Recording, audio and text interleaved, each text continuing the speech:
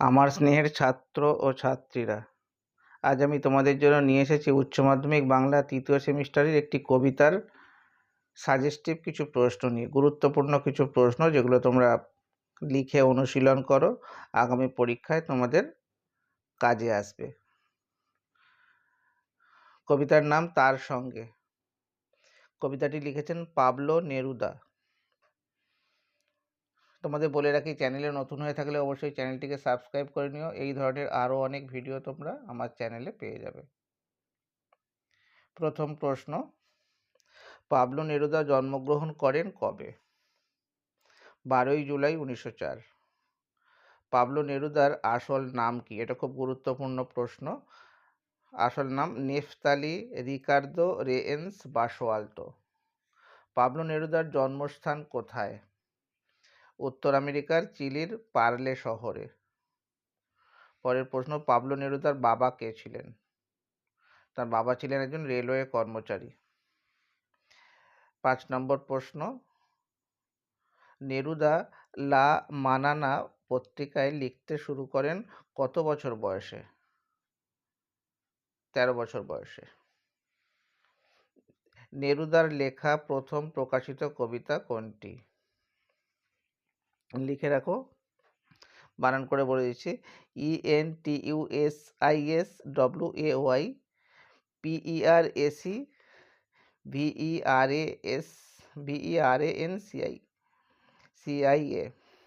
নেরুদার জন্মের পরেই কে মারা যান? উত্তর লেখো, মা রোজা বাসোয়াল্তো ওপাজো। 8 নম্বর প্রশ্ন, পাবলো নেরুদা সাহিত্যে নোবেল পান কত সালে? কবে? 1971 সালে। পরের প্রশ্ন, তার সঙ্গে কবিতার কবির নাম কি? Pablo Neruda. তার সঙ্গে কবিতার অনুবাদক কে? শক্তি চট্টোপাধ্যায়।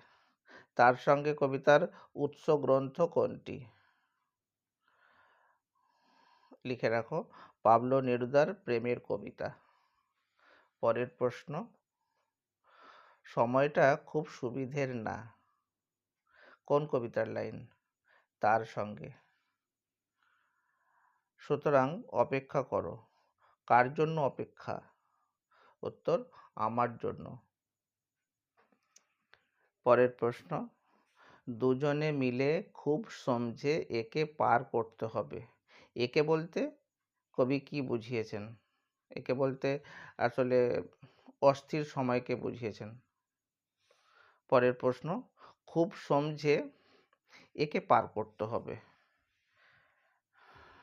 শূন্যস্থানে হবে দুজনে মিলে, মানে দুজনে মিলে পার করতে হবে। পরের প্রশ্ন, সময় যখন সুবিধের নয় তখন কি করতে হবে? সমঝে পার হতে হবে। তোমাদের বলে রাখি, তোমরা অনলাইনে বা অফলাইনে পড়ার জন্য যোগাযোগ করতে পারো। ডেসক্রিপশানে নম্বর দেওয়া থাকবে, সেই নম্বরে তোমরা যোগাযোগ করতে পারো। আর এই সমস্ত প্রশ্নের উত্তর তোমরা পারচেস করতে চাইলে ওই নম্বরে, ডেসক্রিপশানে দেওয়া নম্বরে যোগাযোগ করতে পারো। পরের প্রশ্ন, তুমি ... দিয়ে আমার হাতে রাখো। তোমার এই শূন্যস্থানে কি বসবে? ওই ছোট্ট দুটি হাত। পরের প্রশ্ন, অসুবিধের সময়ে দুজনে হাতে হাত রেখে প্রথমে আমরা কি করব? উত্তর হবে, কষ্টে শিষ্টে উঠে দাঁড়াবো। পরের প্রশ্ন, সেরকম এক জুড়ি চিরকাল বেঁচে পড়তে আসে। তারপর আছে, ওই শূন্যস্থানে বসবে স্থানে অস্থানে। পরের প্রশ্ন, কষ্টে শিষ্টে উঠে দাঁড়ানোর পর আমরা প্রথমে কি করব? ব্যাপারটা বুঝবো। পরের প্রশ্ন, আমরা আবার সেরকম এক জুড়ি যাদের বাসা বানাতে আটকায়নি... আছে, শূন্যস্থানে বসবে পাথরে ফাটলে। 22 নম্বর প্রশ্ন, তার সঙ্গে কবিতার সূচনায় কবি কি বলেছেন? বলেছেন, সময়টা মোটেই সুবিধের না। পরের প্রশ্ন, সময়টা মোটেই সুবিধের না কোটেশনের মধ্যে, তাই রোসো বলে কবি প্রথমে কি বলেছেন? কবি বলেছেন, আমার জন্য দাঁড়াও। পরের প্রশ্ন, কবি ঝুড়ি ও শাবল নিতে বলেছেন কারণ এগুলি অসুবিধের সময়ে বাঁচার অবলম্বন। পরের প্রশ্ন, এখন আমাদের লাগবে একে অপরকে। এখন আমাদের একে অপরকে লাগবে, এখন বলতে বোঝানো হয়েছে কি, কোন সময়কে বোঝানো হয়েছে? সুবিধের নয় সময়টাকে। ভালো করে বুঝে উত্তরগুলো লিখে রাখো, পরীক্ষায় খুবই কাজে আসবে তোমাদের। কার্নেশন ফুল যে প্রজাপতির, তা হলো ভূমধ্যসাগরীয় ডায়ান্থাসের। দুজনে মিলে খুব সমঝে, তারপর ডট ডট আছে, শূন্যস্থানে কি বলবে? একে পার করতে হবে।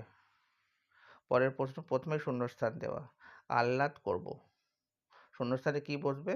না ব্যাপারটা বুঝবো।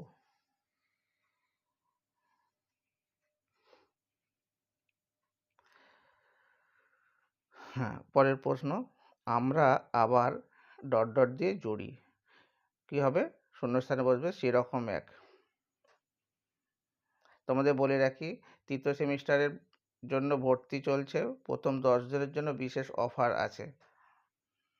ডেসক্রিপশানে দেওয়া নম্বরে তোমরা যোগাযোগ করতে পারো।